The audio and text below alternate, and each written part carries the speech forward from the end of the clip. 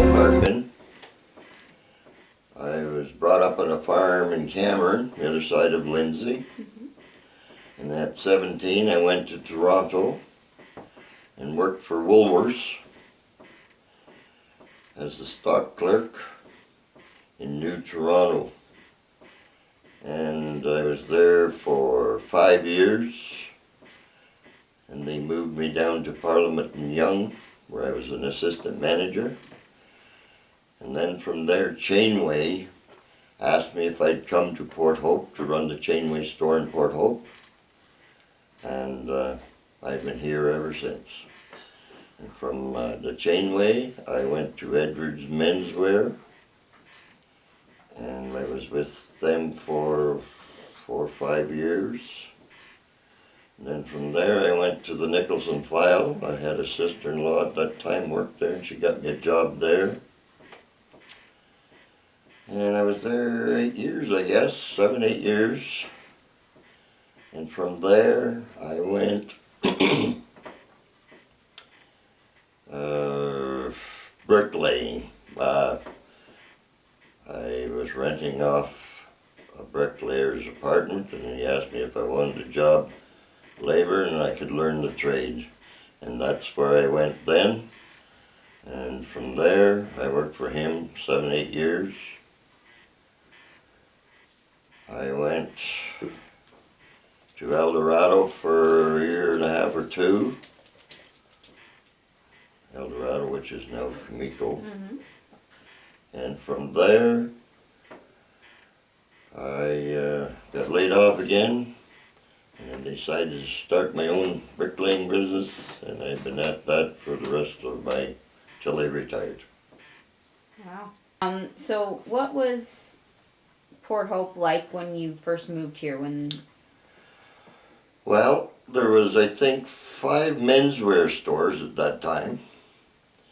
There was Chainway and there was Stedman's. And on the main street, the fire hall was there right beside the bridge before the floods took it out. And like there was Long Brothers in the big building on the corner, insurance.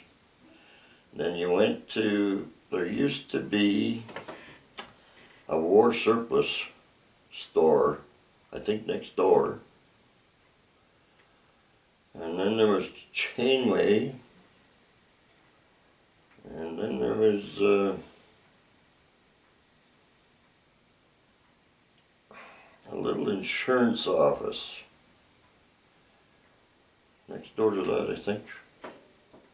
But no, it's changed. There was like Palmer's was a dry goods store, and Fulford's was a dry goods store, and there was Cortese, was Churchley's Jewelers were still there, and there was another jewelry store, I'm not sure, Cortese's maybe, I think. But no, it has changed. I mean, there was, I don't know how many hardware stores. There was Crest Hardware on the main street. There was White's on the main street. Lots of them. But now there's none of that downtown. There used to be IGA, grocery store. It was on the corner right now where the Dreamers Cafe is. It was there. And then up on Cabin Street corner there was Pearl Hutchings. And she was independent, or IGA. And the one down the other end was Peyton, was a butcher in that one on the corner of Queen, I guess it is there, and Walton, where Dreamers is. Well, I remember being downtown when the flood started, the big one. And my wife worked down at El Dorado at that time, my first wife. Your first wife? That's what I said, my first wife. Your other wife? Oh, my other wife, okay. And anyways, and it was quite a struggle to get home that night, because 28 was washed out at the culvert where the Irma's is there now. And I had to go out around and try to avoid any cricks and get home. Mm-hmm. But that was one of the things. But no, downtown, it was more of a community back then. Like everybody in the store business and that, you knew everybody. And no, and I boarded at North Street, Mrs. Darts and Mr. Darts. And every morning you go down to Pearl Hutchings and get supper. And it was, they were a great couple. And I remember being in there one night when, I guess it was Chemtron went up and blew up on the river there, watching it. And then after that, Arbor Leather burned not too long after that on the river. I thought they were having a fire sale to get rid of the stuff on the river there at the time. But anyway, those were changes. Well, Howie's down at the bottom of town. Well, Harris McKean used to have I guess he had his TV shop down along that strip too, where Janeway was.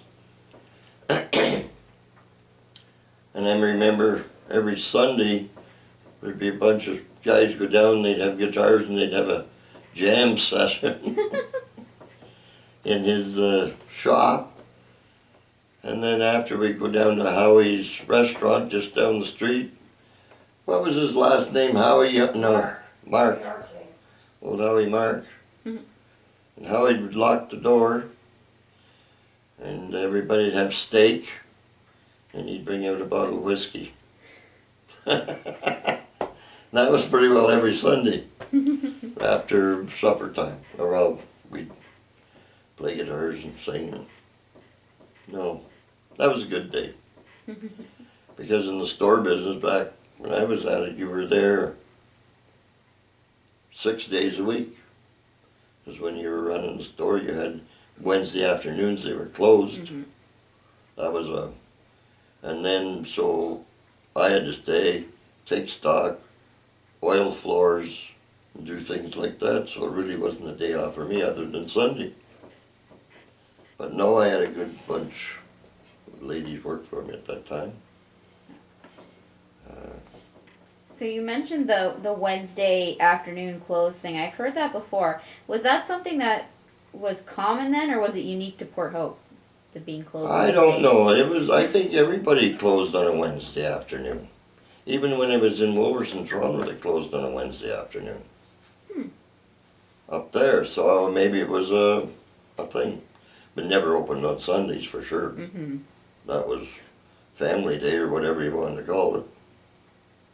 No, but no, up there even the same thing. Thursday, Wednesday afternoon. Okay, where I went to, we used to go into the Royal Grill and had coffee. There was like a meeting ground in the mornings for a lot of people. And then there was Turk's Restaurant. A lot went in there too. But I remember going to the Royal Grill, and you'd sit around, chew the fat with all the guys from the stores. And, no, that was where I went mostly.